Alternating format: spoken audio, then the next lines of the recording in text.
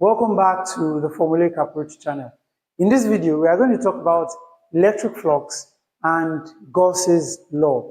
Now, I'm going to build it up from electric field so that you can understand for those that don't understand anything about electric flux at all. So I'm going to build it up from electric field so that you can understand electric flux and Gauss's law. Now, you should still stick with me to the end of this video because I'm going to also be deriving equations using the symmetry arguments that exist, the spherical, cylindrical, and planar symmetries that exist under Gauss's law. So I've already proven that in other videos though, without using the Gauss law at all. So you should also see those videos, and maybe I'll link them in the description below so that you see the consistency, okay? So you can see the consistency. All right.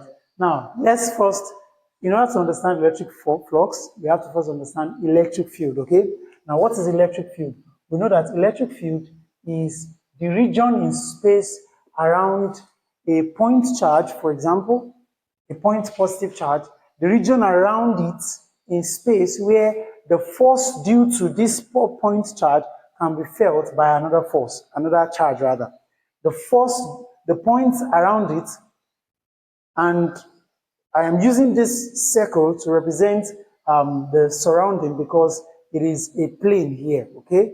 The board is planar. So the region around it is actually going to be spherical, all right? Everywhere into the board, out of the board, and on the plane of the board, okay? So the region around it where the force due to this charge can be felt is going to be called the electric field of this charge. Now, to make things simple, Faraday has given us a way of depicting this electric field using electric field lines, okay, which proceed radially outward. And the tangent to these lines represent the direction in which a point positive charge will go, whether inward, whether attracted to it, or if it's negative, or repelled from it if it's positive. Do you understand? So, but keep in mind that we use electric field lines to represent electric field. All right. So now, what is electric flux? Now, I'm also going to explain one more thing, so that before we explain electric flux, so that you are going to understand it well. Now, let's talk about air flux, for example. Now, if I have my window, an open window here, and air is flowing through, is flowing from out of the board into this board. Let's say each air packet is represented by the velocity vector, okay? Which is pointing as direction and also like the quantity of the air. The magnitude of this velocity is going to be like the quantity of the air, okay? So the airflow, the air flux through this window is going to be the surface area of this window, right? The surface area of this window multiplied by the quantity of velocity vector that is flowing through this window. Does that make sense? What that means is that if I have another window of equal size and I decide to put frames here to block this place and use another frame to block this frame, and the same quantity of air is flowing through this surface, what will happen is that what you will see is that the flow rate through this place will be higher, will be less rather than the flow rate here. Why? Because some of this area, the surface area has reduced. Does that make sense? Why? Because I have used frames to block it, even though the dimension here is the same, but I've used frames to block these parts. So because of that, the flow rate will be less here than we'll have here. Does that make sense? Now, the last thing I'm going to explain here is the area vector. Now, the area vector is that vector that points perpendicular to the surface of my plane. Okay, so since the plane of my window is on the plane of the board, then the area vector is going to point in direction that is either out of the board or into the board. Now, that is arbitrary because my plane here, my surface here is an open surface. Now we're going to deal with the types of surfaces, an open and a closed surface. So it is arbitrary here, whether into or out of the board here, because it is an open surface. For a closed surface, it is defined. It is not arbitrarily defined. Okay, it is specifically defined. Okay, So, but for this case, it's arbitrarily defined. In this case, I'm choosing my area vector to be from this board outside of the board, okay? So everywhere on this my window, my area vector is going to point in this direction, the direction of my marker. Does that make sense? So you understand that, yeah? Now let's now go to what electric flux is. Now what is electric flux? Electric flux is simply going to be the rate of flow, since I've explained using electric field, right? It's going to be the rate of flow of electric field through a surface. Through a surface.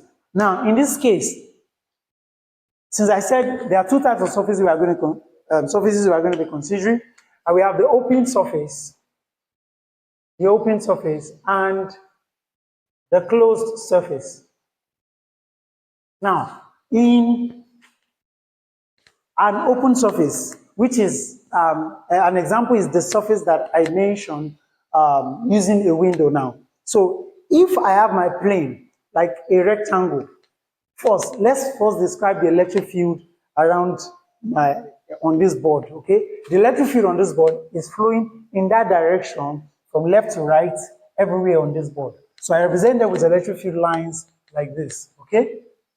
So now if I have my surface, my plane surface like this, if I have my plane surface like this, now let's first define the area vector.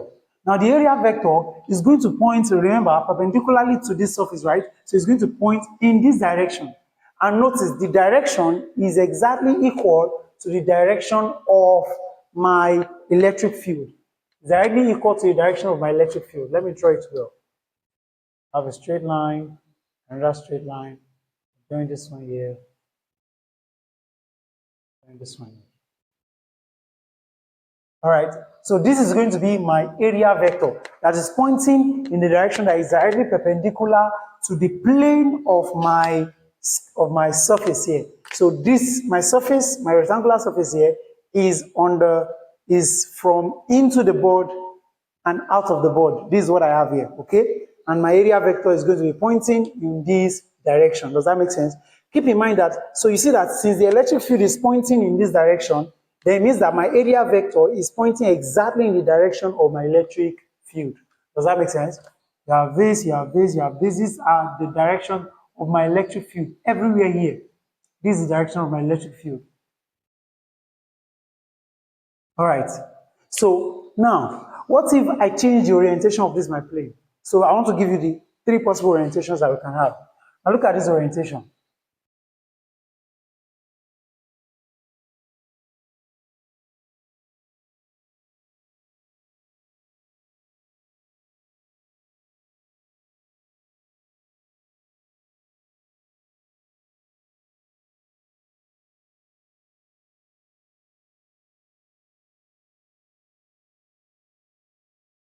I want it to be, I want it to show that the electric field lines are going like this and they are going through this guy. So this guy is now slanting. So before so if this was my surface and it was standing like this, now in this orientation, my surface is standing like this.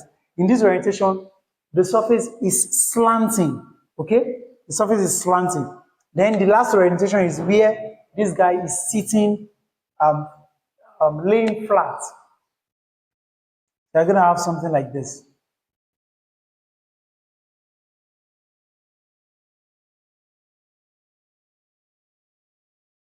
So in this case, my open surface is sleeping on the floor, right? Now, keep in mind that the direction of electric field has not changed. Electric field is still going from into the board and out of the board, into the board, from left to right, right. Electric field is still flowing from left to right. Everywhere here, from left to right. Okay, so now let's define the electric flux through these surfaces that have different orientations. Now, Keep in mind that the area of these surfaces are the same. This is the same surface, so think of it as the size of this my book. So the surface area is the same, right? The surface area is not changing, only the orientation has changed. Now I want to see how electric flux will also change because of the change in the orientation that we have.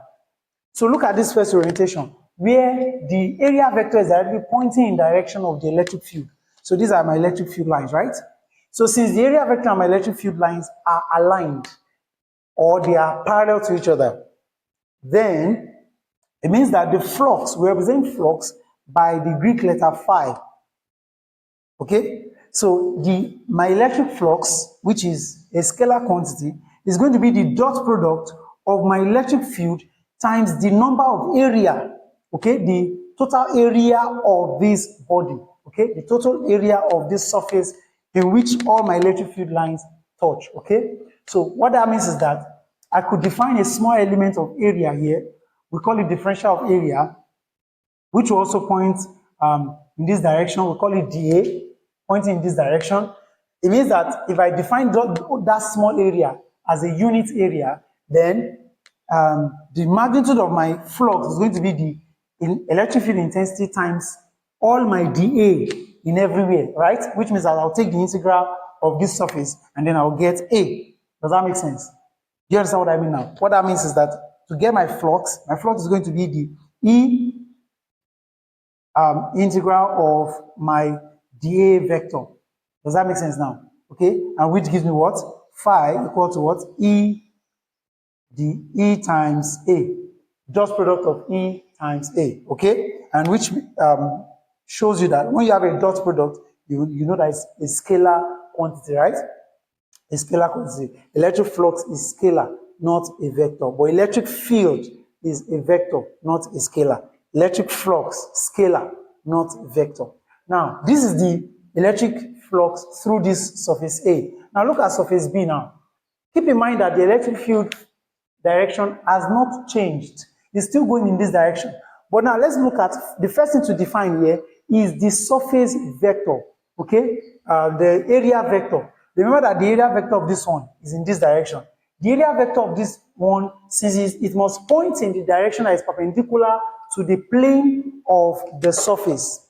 Now, let me give you the plane of the surface first. Here is the plane of the surface, right? So it means that my electric field or my area vector is going to point in this direction, which is going to be perpendicular at 90 degrees, right? Which is going to be perpendicular to the plane of the ball. So this is going to be my area vector. Okay? This is going to be my area vector. My area vector is always perpendicular to the plane of the surface. But my electric field is going in this direction. So it means that the electric field that is going to pass through this surface will not be perfectly, will not be as much as this. You understand? Think of it intuitively. It will not be as much as the one that is passing through this surface. Okay? But if you don't understand that, let me just give you the mathematics. It's very simple. Now let's analyze it together. So you have electric field. Let's say they were penetrating this. These arrows are penetrating like this. So some will also penetrate like this, right? So I just try and draw down that big so that you understand. I'm going to now bring this vector here. So you see that there is an angle theta here, right? There's an angle theta here. Does that make sense? Relative to that surface. Okay? Now here's the thing. The plane of my surface here, watch, is like this, right? My electric field vector is like this. Electric field, plane of my surface. Then my vector is going to be perpendicular to this plane, right? So my vector is going to be like this, my area vector. I hope you are not confused. This is my area vector. This is the plane of the surface and this is the electric field line, okay? So it means that there is an angle between the plane of the surface and my electric field, okay? So it means that relative to this, my area vector, then this will be the x component of my area vector, and this will be the this will be the y component of my area vector. So let this be the area that is being hit or that is being touched by the electric field. I don't know if you understand that. This will be the angle between them, okay? So let this line represent the area that is in contact with my electric field, and this one will be the plane of my surface, and this one is going to be the what? The normal to that plane, which is my area vector.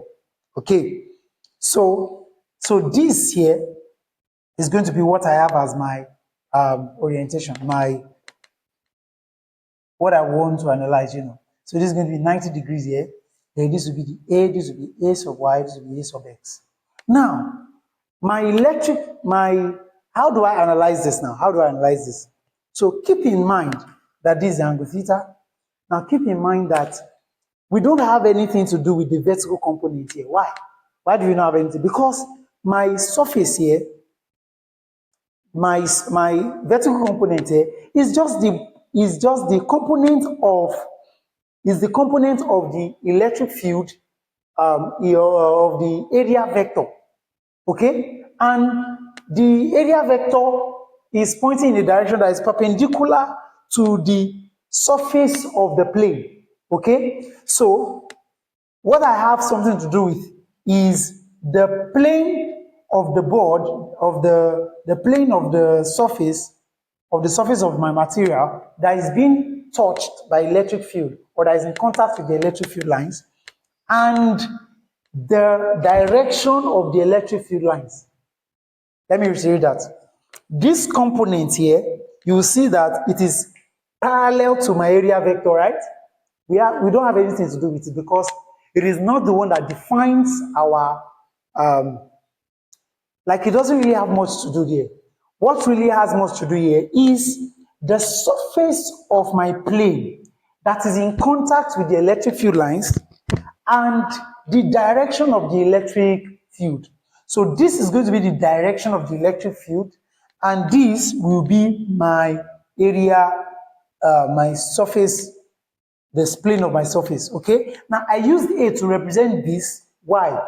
Because it is going to be the portion of the area. This A represents the area, this total area that is in contact with the electric field. Okay, do you understand? The direction of the electric field, the area that is in direction of the electric field. Do you understand now? The area that is in direction of the electric field. Do you understand now? All right. So if that's the case, then since we know we don't have anything to do with this guy, then this will be the hypotenuse. This will be the adjacent, right? So what relates adjacent and hypotenuse? That is cos, right? So cos of theta is going to be what?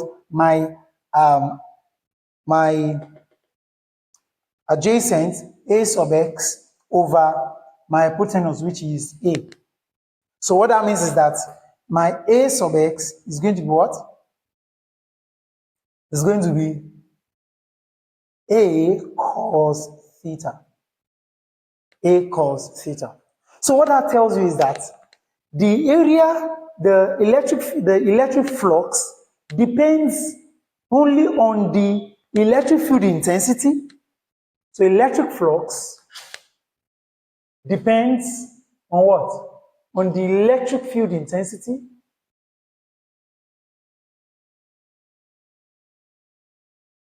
and the x component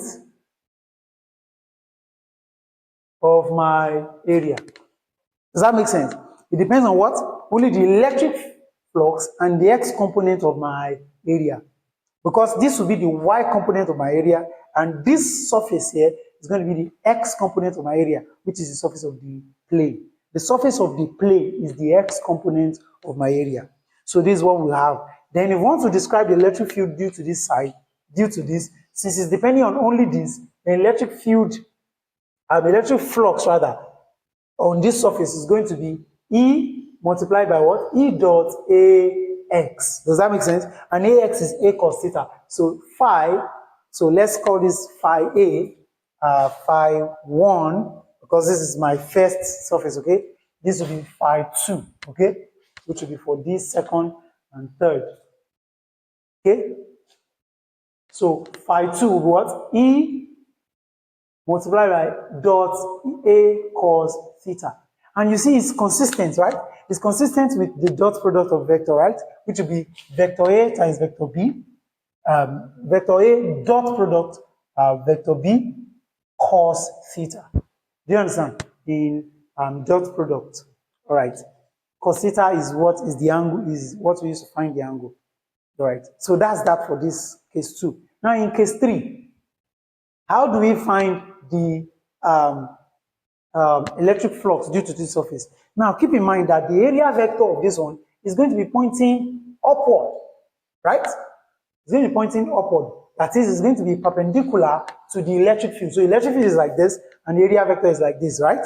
Okay, so what plane of the, what part, what area, how much area of this surface is the electric field lines, are the electric field line penetrating? Look at it. So electric field line, they are shooting arrows like this in this direction. How much of the surface are they touching? None. They are not touching any of the surface, any part of the surface area. They are not. Look at it. They are not. Okay? So because of that, here we are going to have electric flux in this orientation is going to be 0. Why? Because the area that is touching here is 0. It's not touching any area, provided that this is a plane. Does that make sense now? It's going to what? Electric flux is going to be 0. And if you are thinking, for example, that why did you put cos theta here? You put cos theta here. Since the area vector and the electric vector, they are aligned, their area vector is parallel to the electric field here. It means that the angle between them is what? 0. So cos 0, cosine of 0 is what? 1. So 1 times this is still what? This. Do you understand? But here, the electric field, the area vector is perpendicular to the electric field vector. So, and the angle between them is going to be what? 90. So by the time you put in flux equal to EA cos theta, and your theta is 90 degrees, cos 90 is 0. So it means that EA times 0 is going to be what? 0. Okay? So your flux in for this guy is going to what? 0. All right, let's proceed. So now we understand what flux is, especially due to an open surface.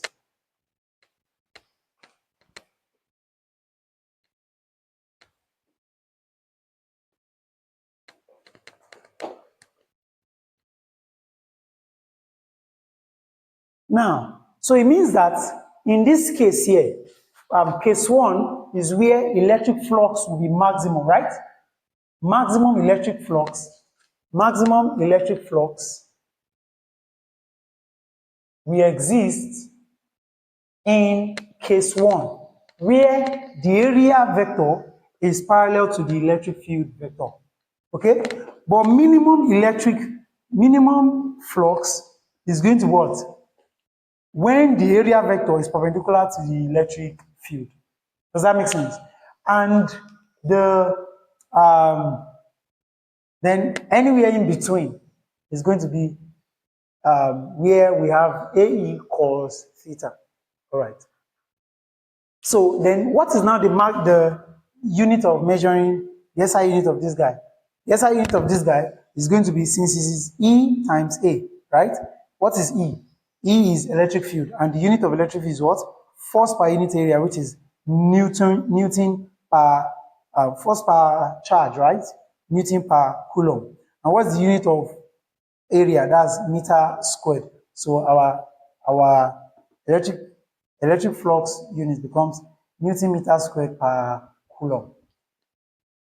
All right, that's the SI unit. Okay, so we are good with electric field. Now let's consider closed surfaces. So let's say, for example, we have a closed surface. And now I want you to think of a ball. I want you to envisage a ball. Okay, I'm looking for something to show you that. Now, I want you to envisage a ball. So if I have a ball here, for example, now, I can only draw because it's a plane. All right, so I have a ball here. Now, I want to, analyze the electric field inside this, my sphere, okay? I want to analyze the electric field due to this point charge inside this my sphere, considering that I have only one charge here, okay? Now, the electric field due to this guy, first, we should first know that the electric field lines are going to point everywhere radially outward, right? Okay? And the area vector here, because it's a closed, is a curve, right? It's a parabola. Everywhere is parabolic, right? It's a curve on every side. So we cannot, we can only define area vector, right? We can only define differential area, right? I don't know if you understand what I'm saying. The area vector here is going to be at any point, going to be pointing, for example, in this direction now, it's going to be pointing outward, right? Now, keep in mind that for closed surfaces, the area vector is always from inside to the outside, okay?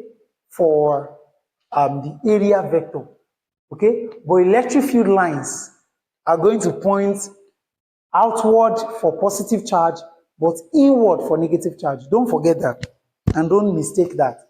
Electric field lines that will go from here is also going to point in this direction because it points positive charge. If it were a negative charge, the electric field will go inward. But all the time on this surface, the area vector is going to point radially outward. This is my area vector, and I'm considering a small element dA. So what that means is that I am going to have my electric field also going to pointing in this direction. Does that make sense now? Consider that this sphere has a radius r, for example. Okay? I hope it's clear to you what I'm saying. That the electric field is parallel to my area vector dA, my small element dA that I picked. So in order to get the electric field, the electric flux through this dA, so electric flux through this dA will be d phi, which is small amount of flux, equal to the electric field intensity dot dA vector. Does that make sense? So if that makes sense, then to get the electric flux through the entire surface of this guy, of this my sphere, is going to be phi equal to, I'm going to take the closed integral. Now, we use this sign to represent closed integral. Oh, well, you put the integral sign, then put a circle to show you that is an integral over a closed surface. So the closed integral of E dA. Does that make sense? Now, if I still put dA here, integral of this, then I will have phi will be equal to, this constant will come out, then what I'm actually integrating actually is the dA. Does that make sense? Because this is constant, okay? So what I have is phi equal to E dot A. Does that make sense? Over the closed surface, okay? Over a closed surface. Now, you will notice that I did not put cos theta. Why? Because everywhere on this plane is going to be what? The electric field is going to be parallel to the vector dA, area vector. Now, here is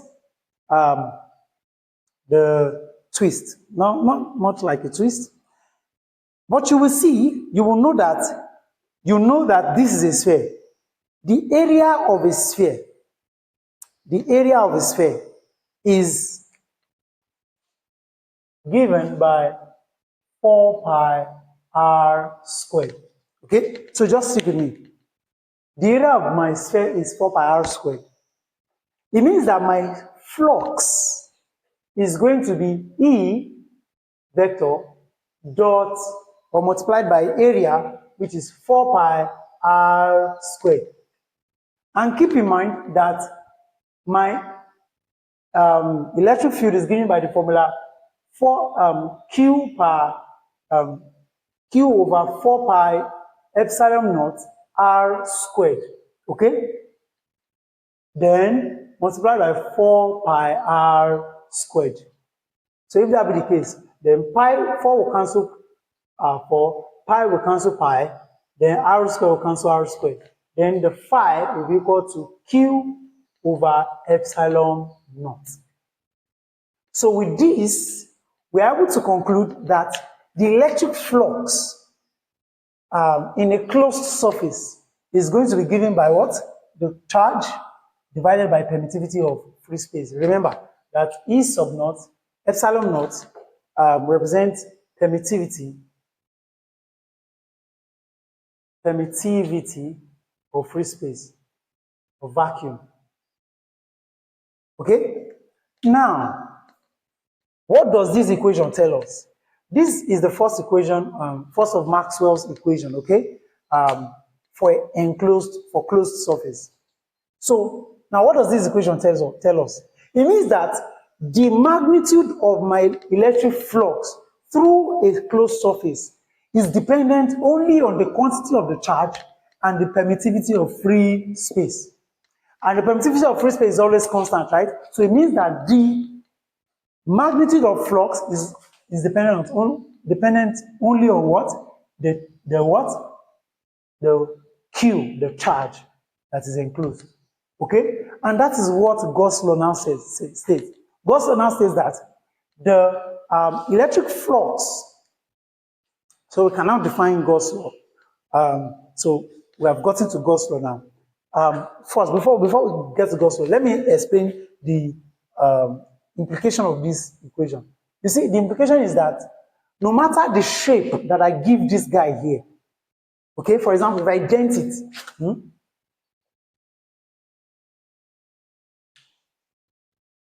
I give it an ugly shape, so that I have what looks like this.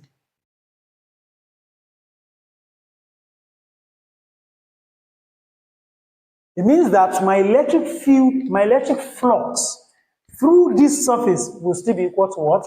Q epsilon naught.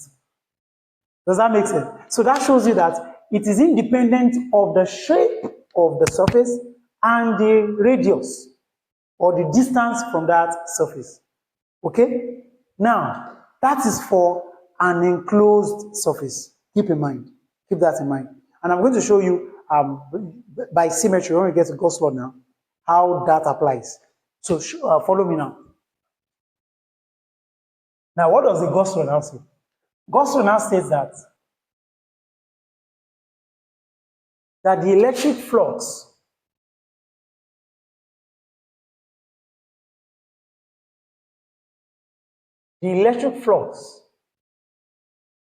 through a closed surface is equal to the sum of the charges enclosed within the surface divided by epsilon naught, permittivity of free space. Mathematically speaking, we can now say that the electric flux, according to Gauss law, is equal to what? The Q over Q enclosed, charges enclosed, over epsilon naught. And this charges enclosed is very important, that you understand that the charges must be enclosed. Here is the reason. If I have my sphere like this, and my charge is outside here, since no charge is enclosed within this surface, there is no electric flux here, or electric flux within the surface is going to be what? 0. Why? Because there are no charges enclosed. But you now tell me that, yes, but this guy is going to have electric field around it, and the electric field lines will penetrate the surface. Now, what I'll tell you is that the electric field then, the argument will be that the electric field that penetrates this surface is going to be equal to the amount of electric field that will leave the surface. So because the amount of electric field penetrating the surface is equal to the amount of electric field that is leaving the surface, then the total flux within the surface is going to be what? 0. Okay? Now, electric flux is positive for a situation where the electric field lines are going out of the surface, and negative when the electric field lines that are entering the surface are more than the ones that are going out of the surface. Let me rephrase that. The electric flux is positive, is scalar, okay? But it's considered positive when the electric field lines going out of the surface are more than the electric field lines entering the surface. And it's considered negative for electric field lines when the electric field lines entering the surface are more than the electric field lines that are going out of the surface. Okay? Now keep in mind that so it can be 0 because it can be 0, so we have net flux can be 0 when the number of electric field lines entering the surface is equal to the number of electric field lines going out of the surface. Does that make sense? All right. So, and this is especially 0 because there is no charge enclosed within the surface. Charges are not enclosed within the surface. All right. I hope that is clear. Now, then you now ask that, what if we have more than one charge enclosed within the surface? What if we have more than one charge enclosed within the surface? So for example, I have my sphere again, and I have one charge here, another charge here, another charge here. Okay? Now, all of them are going to have what? Electric field lines project radially outward, right? For all of these charges. And they're going to penetrate out, right? Of this screen. I'm just, of this my sphere, and out of this board and all that. Now, according to Gauss's law, the electric flux due to these guys is going to be equal to what? The sum of all the charges enclosed over epsilon naught, which means if I say this is Q1, Q2, Q3, then my electric flux is going to be what? Sum of Q1 plus the charge of Q2 plus Q3 all over what? Epsilon naught. So this is what Gauss's law essentializes. Okay? Now,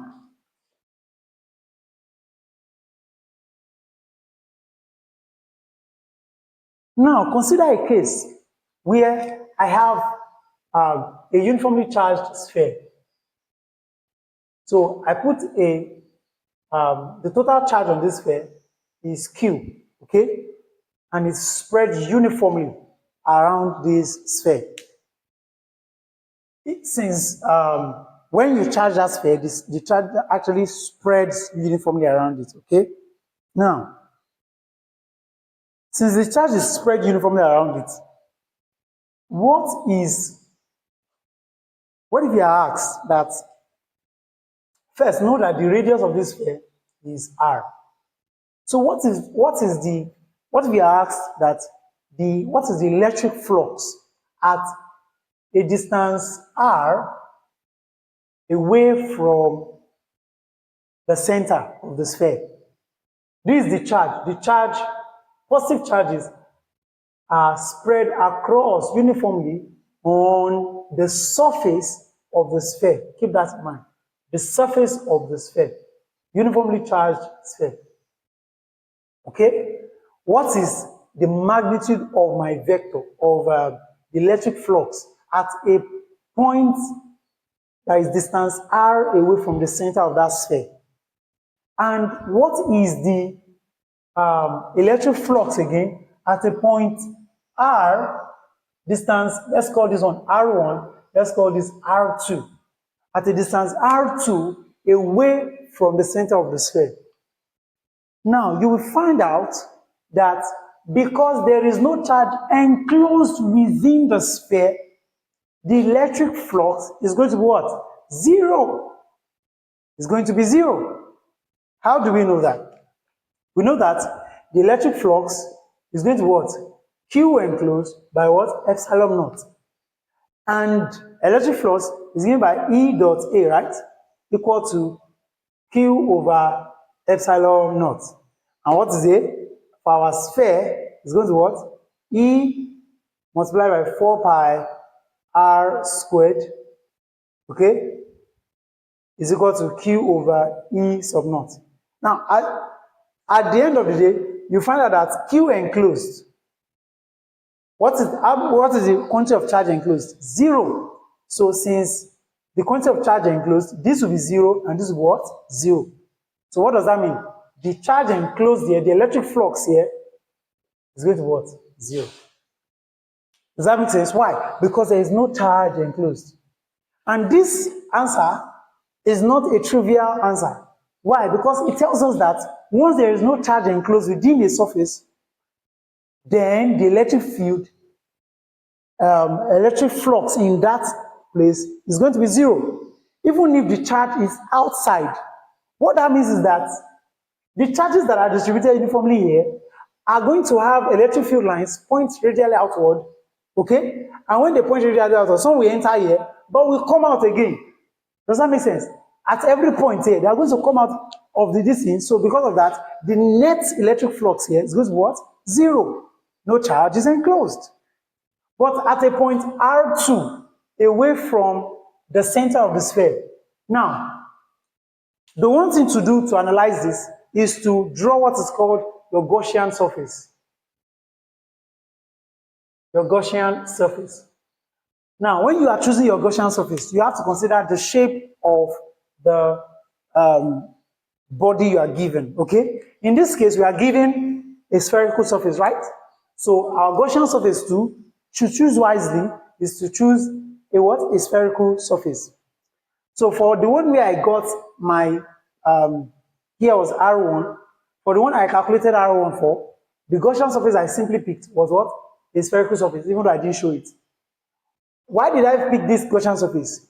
You agree with me that the electric field at this point here, since if my sphere is regular, then the electric field are at everywhere on this, my sphere, is going to be the same, right?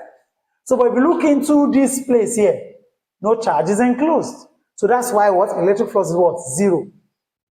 Now, for my next guy, my point, let's call this point P. Electric field at point P here, I'm going to choose another Gaussian surface. In this case, I'll still choose a sphere. Why? Because I'm enclosing a sphere. So I'll still choose a sphere, but now a bigger sphere. Okay? Why would I pick a sphere? It is assumed that if my sphere is regular, that is, it is equidistant away from this center, then the electric field at every point here, all around on this guy, is going to be what? Equal. It's going to be the same. Okay? So now, what is now the electric field? The electric flux also at every point. The electric flux at every point here is also going to be what? Equal. Do you understand now? All right. Now, what is now going to be the electric flux around this surface here? The electric flux around this surface here, electric flux around this surface here is going to be the charge enclosed all over. The electric flux is going to charge enclosed over the permittivity of free space. Now, what that means is that this is going to be what? E dot A equals what? Q enclosed over epsilon naught. And you know that A is what? 4 pi r squared, right? So E will be equal to what? E times what? 4 pi r squared equal to Q sub E over epsilon naught. Okay? So what that means is that my electric field here at this point here is going to be, by the time you divide both sides by this guy, 4 pi r squared by 4 pi r squared. What you'll have is E will be equal to Q charge enclosed over 4 pi r squared epsilon naught. Now, where did we see this? Or 4 pi epsilon naught times r squared. That was the arrangement. In case you are forgotten, epsilon naught times r squared. Where did we see this? We saw this when we got introduced to what? Electric field. And we saw point charges, right? So it means that this charge that is evenly distributed here is going to behave like what? Like a point charge. It's going to behave like a point charge. Why? Look at it here. Look at the equation. The electric field that we got due to the charge that is distributed here. Why? Because it's enclosed, right? There's a charge enclosed. So you see that it's behaving like what? Like a point charge. Do you understand now? So that is what makes this, Gauss law very unique. In fact, it's said to be the main law in electrostatics. And it's kind of, brings, is equal, is very similar to the Coulomb's law. Because by Coulomb's law, we're able to prove that electric field is force per unit charge, and we also got this formula. Do you remember? You know that Coulomb's law, electric force is what? K Q1 Q2 over R squared, right? So, which is F equal to what? Q1 Q2 over 4 pi epsilon naught R squared. By the time you do this, and remember that E is equal to F force per unit charge, but let's use the small charge, Q, small letter q. So if this be the case, then E will be equal to what is, F is already this, that is QQ over, then I bring these guys down, 4 pi epsilon naught R squared multiplied by this Q. So this Q takes care of this Q. And we have what? Q over 4 pi epsilon naught, which is R squared, which is exactly equal to the electric field that we just got at the point R away from this. Do you understand now? All right. Now, stick with me. We are going to get to the symmetry now. Now, so what this means is that as you go away from the source charge, as you go away from this charge, your graph is going to look somewhat like this. That at a point, if we are going to be graphing the electric field, we are going to be graphing the electric field to the distance. Since we got our formula to what? E equal to what? Q over 4 pi epsilon naught R squared. It means that if you begin to move from the center of that our sphere to a distance R, you will not find electric field to be zero. Do you understand that? Electric field will be zero until you get to a distance R where the electric field will be maximum. Electric field here is going to be what? Maximum. Because electric field lines will now start to distribute from that source. This will be like our source charge.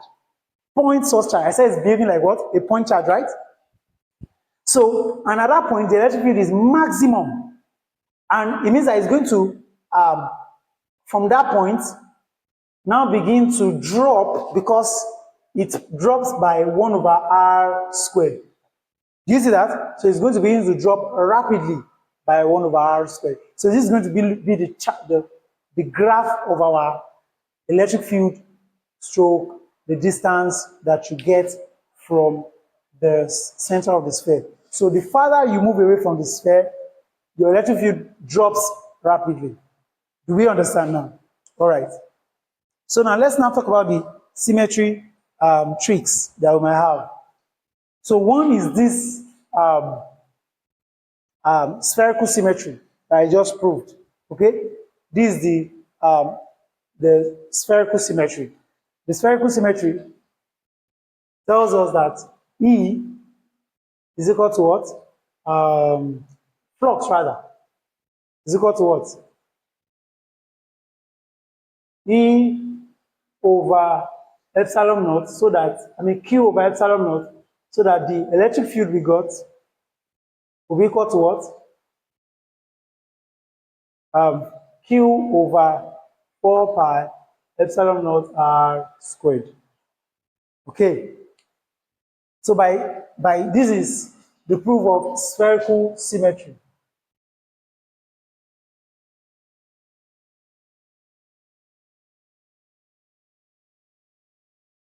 Now, this is for a uniformly distributed electric field,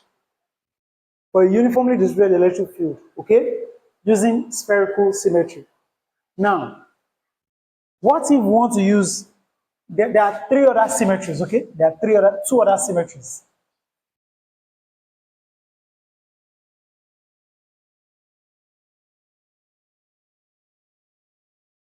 We have the cylindrical symmetry.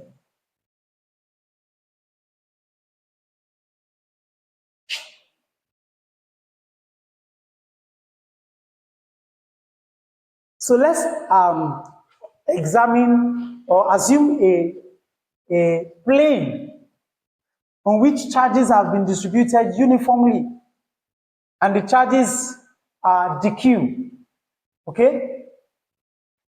And this our plane surface here has a uniform charge density that we call lambda. Uniform charge density is lambda, okay?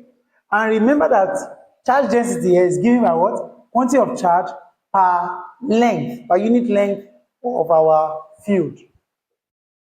The quantity of charge per unit length of our field. That's our charge density. I've proven this in another video, okay? So, what if we want to determine the electric field just like we determined at a point P away from here? What if we want to determine the electric field at a point P away from this surface?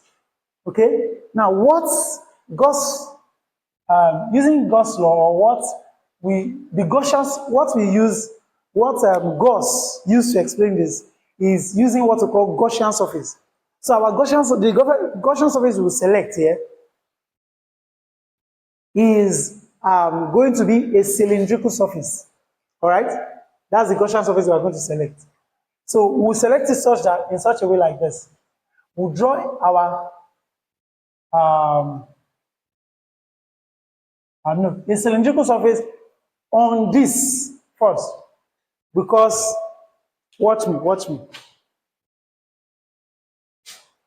So this is my charge density lambda, okay?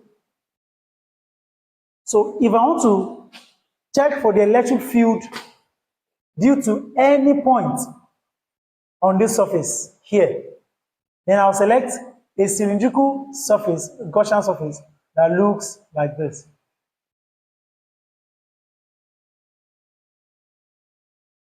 So this is going to be my cylindrical Gaussian surface.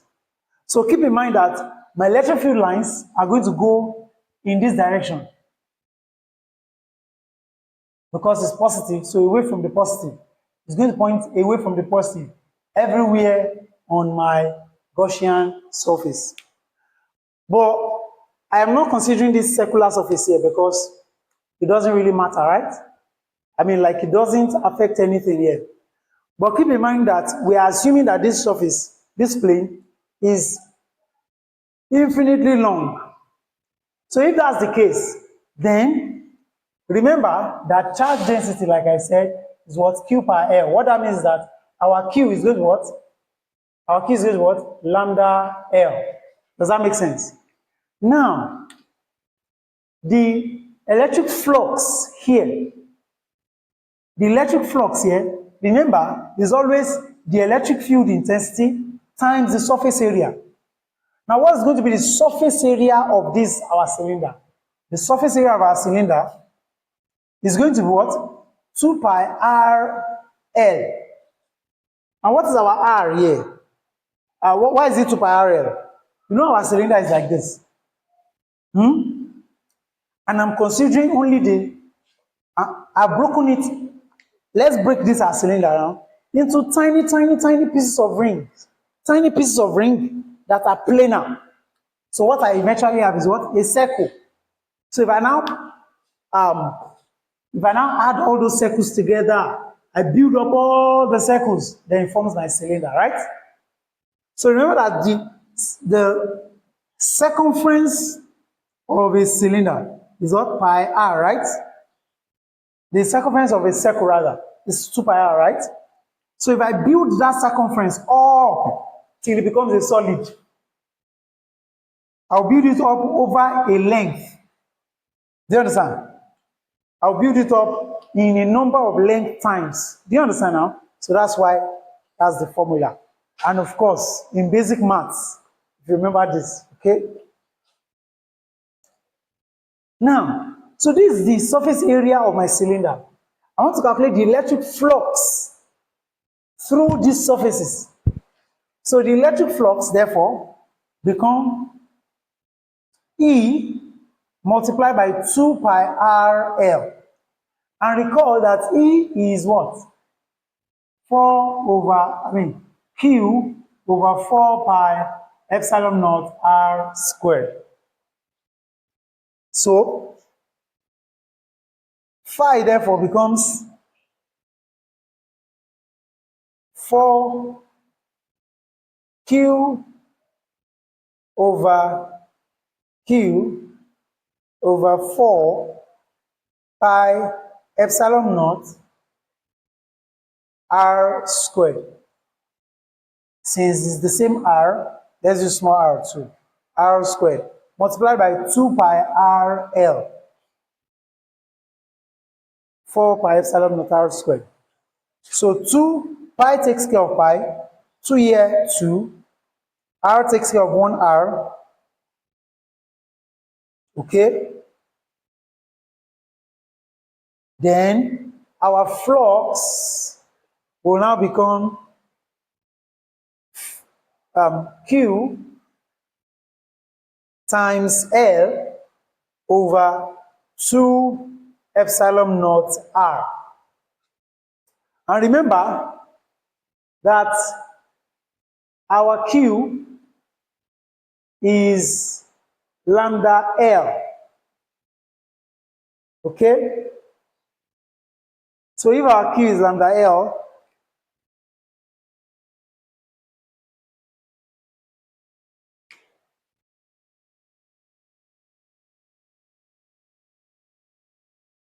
our Q is lambda L. Oh, remember also here, remember that our phi is also Q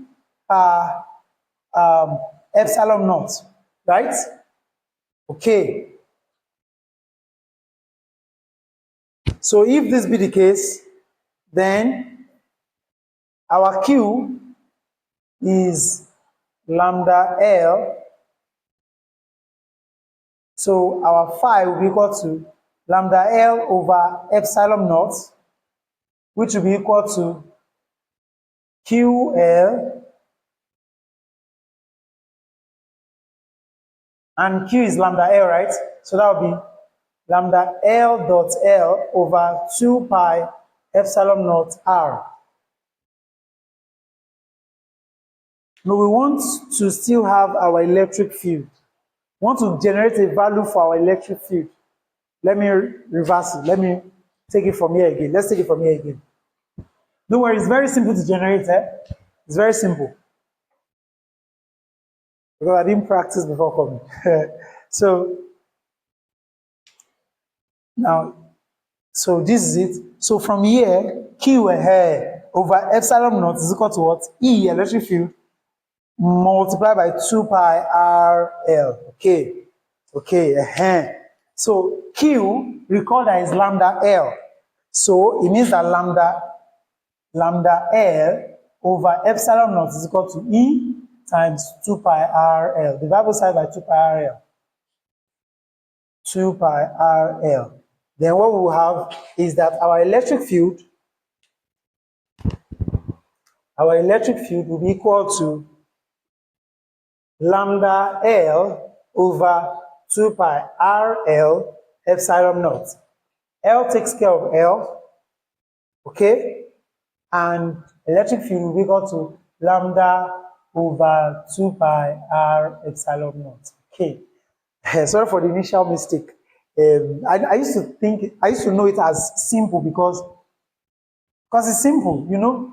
The one we derived in that thing, you see that it's the same formula, right? With the other one, but we didn't use Gaussian surface, right? So you see it's simple. So just equate your Gauss law, Q enclosed over epsilon naught is equal to EA. And the area in this case is going to be what? Cylindrical surface. And the area of cylindrical surface here is going to be this. And then by the time you do your math, your electric field is going to be this. Then the last symmetry we are going to consider. Okay, now, the last symmetry that we're going to consider is the planar symmetry. So I'm going to clean this too.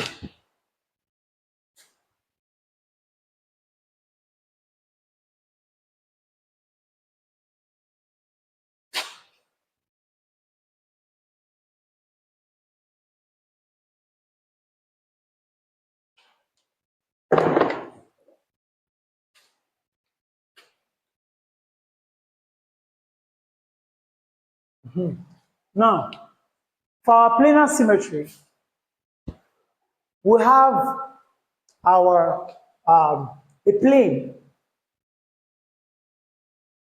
an infinitely large plane, okay, as large as the Earth, which of course does not exist.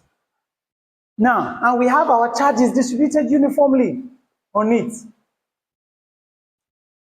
Now, this one, I released the video yesterday, if you remember, that I proved without the Gauss law. So I want to prove it now with the Gauss law, okay?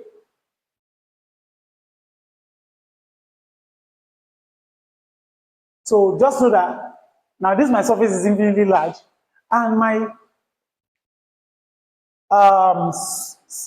charges are distributed uniformly, which means that the charge density, now we use lambda to represent here, we use sigma to represent charge density here. The charge density here is Q per area. Does that make sense? That is charge per unit area. We consider the total charge here as Q. The total charge on this surface as Q. And the charge density is given as what? Charge per unit area. What that means here is that Q is going to be what? Charge per surface density, or charge density rather, times A. This guy is what? Our charge density. Don't mistake it for this. We use lambda when it's a linear charge. We use sigma when it's what? A plane surface charge. All right. So keep this in mind. Sigma A. This is the value of our charge. Now, if we want to examine the electric flux, so keep in mind that all these charges now are spread over here. Want to calculate the electric flux through this at a particular distance away from here, the electric flux. Now, what we'll do is we'll pick a Gaussian surface again. Now, it will not be nice to pick a spherical Gaussian surface now, because it will be hard. So the easier one to pick is a cylindrical surface. So what we'll do is we'll pick a small cylindrical area here and then extend it upward. So we have a cylinder here. We have a cylinder here. And just below it, we have another cylinder. Now, however, there are some arguments that there are some, would I say, there are some things you must first consider. The laws on the, what's it called now?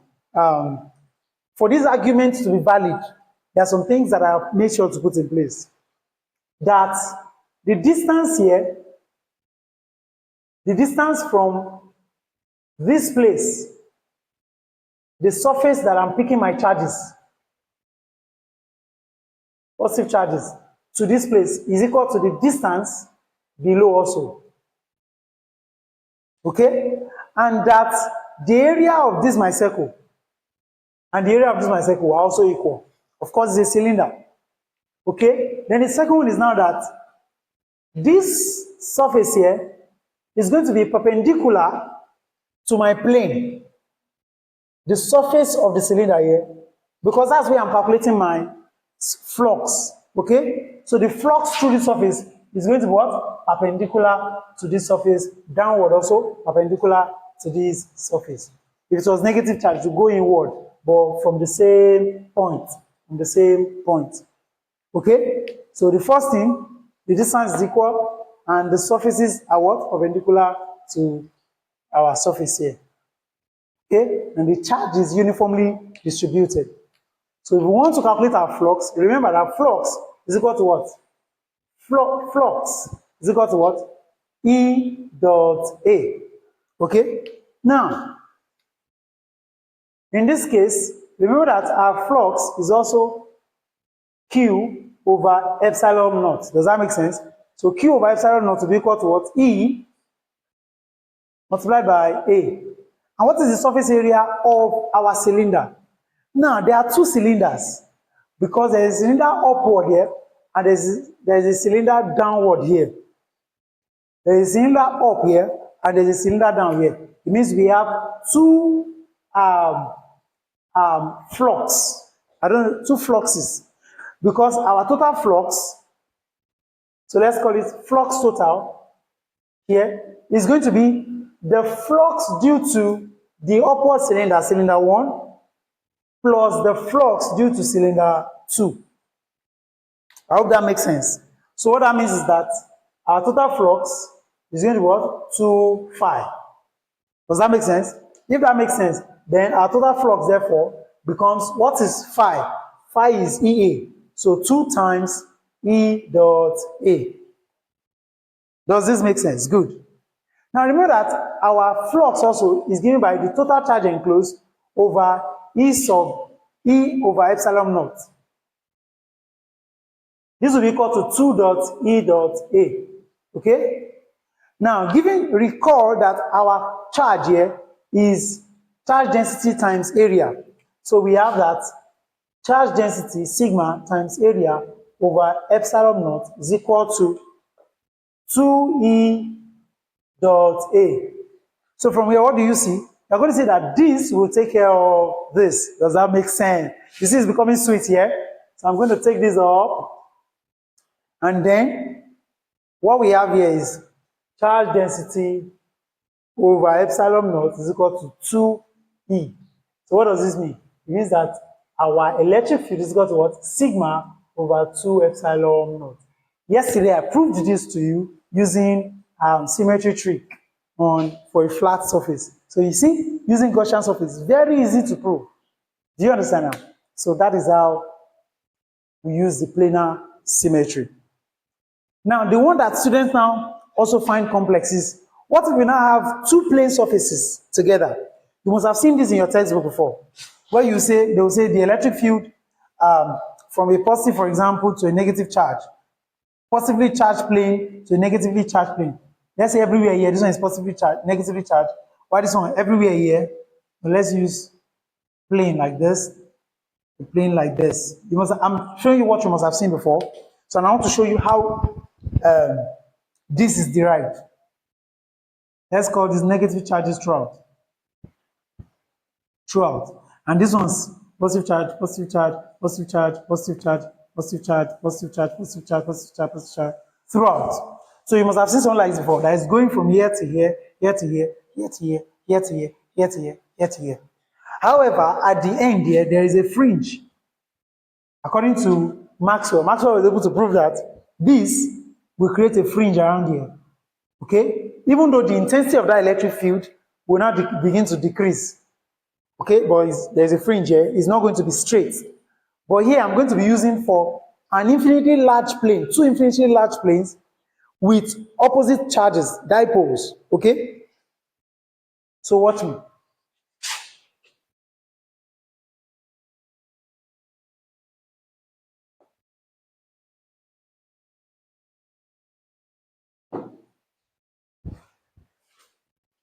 So I have an infinitely large plane here that is filled with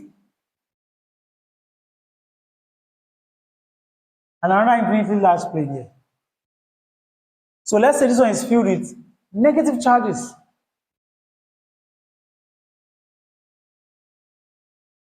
And this one filled with positive charges.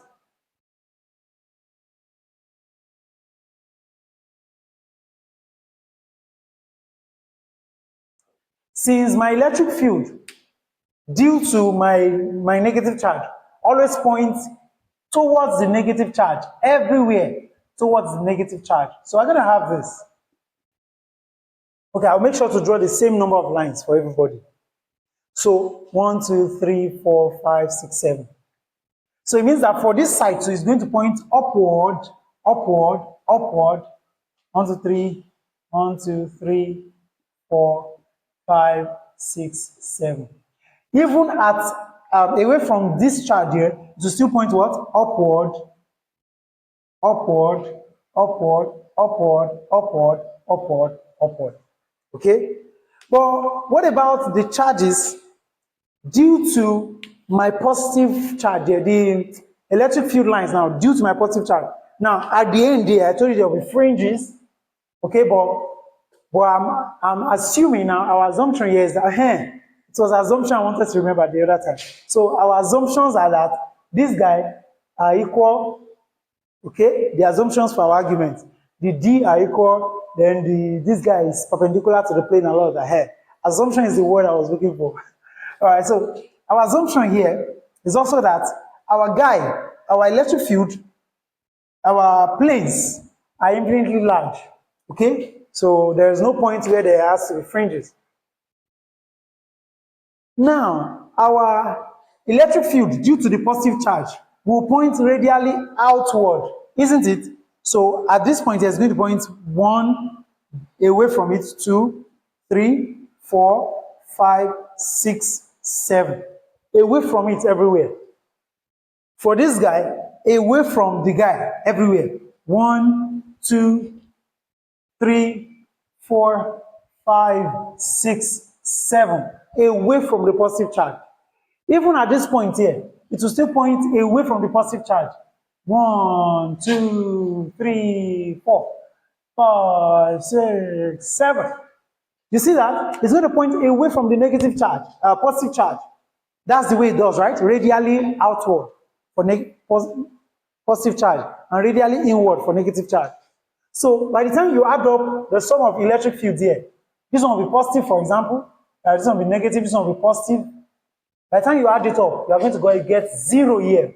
Keep in mind first that this electric field, due to this plane, according to what we calculated here, is what? Sigma over 2 epsilon naught, right? And here, electric field here, so total sum, I'm coming, let me just give you this. Here we have electric field due to the one that came down, is this. And electric field due to the one that went up. So the one that came down is for negative, right? So let's put negative here. Does that make sense? Let's put negative this. Do you understand what I'm doing now? I'm going to put a negative. A negative. Then for the one that went up is from the positive. So we say positive sigma over 2 epsilon naught. So by the time you add this to this, you get what? 0. So electric field here is going to be what? 0. But for this case also here, electric field is equal to 0, right? Because it's the same thing. So I'm facing up, so I'm facing down. But if you look at here, electric field due to the positive is positive E sigma over 2 epsilon naught. Here also is also what? Sigma due to negative, sigma over 2 pi epsilon naught. By the time you add them up, you get 2 sigma over 2 pi. What you get is 2 sigma over 2 pi epsilon naught, right? Assuming these are x plus x, 2x, right? 2 sigma over 2 pi epsilon naught. Then this takes care of this, and then the electric field due to two uniformly charged, two opposite planes, okay? Uniformly charged opposite planes will be equal to what? Sigma will be equal to what? Sigma over epsilon naught. So that is all for this video. Do want to subscribe to the channel and click the bell notification so that you'll be notified whenever I drop good content like this. And then that's it. So this is all on electric flux and Gauss law. In the next video, we'll go to electric field potential. God bless you as you subscribe and share the video.